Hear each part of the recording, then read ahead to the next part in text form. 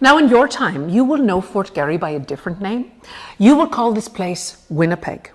In my time, Fort Garry has an interesting distinction. It sort of represents the very edge of the known world. I'm speaking, of course, as someone who knew nothing of North America but East. West was something new, something different, something only to be dreamed of. It had been peopled since the beginning of time, of course, this land west of Fort Garry, but to people like Augustus and me, it was the great unknown. Trails that ran through it and to it were rumours and promises. Hudson's Bay Company workers, Métis people, native peoples, they could talk of this way and that way, but there were no real official roads or route markers or even agreements on what would happen to a person who set off in the direction called west from the starting point of Fort Garry. So off we went to the edge of the world.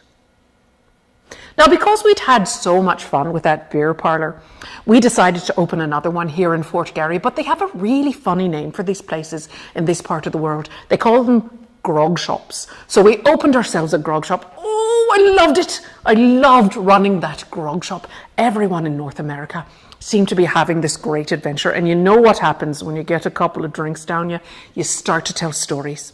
And the men who would come into our grog shop would tell these stories about where they had been and what they had seen, what they had heard and where they were going. North America was this great mystery just waiting to be solved.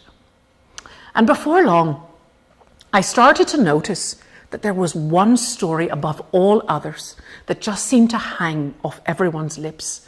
And this was the story of an event that was taking place way out west, as far as you could go, in this new colony called British Columbia. They're calling the place Cariboo. Gold, thick in the creek beds.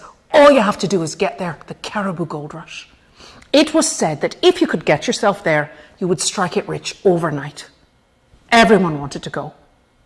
And then this other story started making its way into our grog shop. And this was the story of a group of men from Canada. Now, this is 1862, remember. So Canada is Ontario and Quebec. And it was said that these men were on their way to Fort Garry with the intention of doing something no one had yet done. Carrying on to the Cariboo Gold Rush overland. Now, before these men even reached our settlement, we were already referring to them as the Overlanders. And by the time the Overlanders had reached Fort Garry, they were already famous for what they were about to do. And as sure as I am standing here before you now, I never once dreamed that I would become one of them.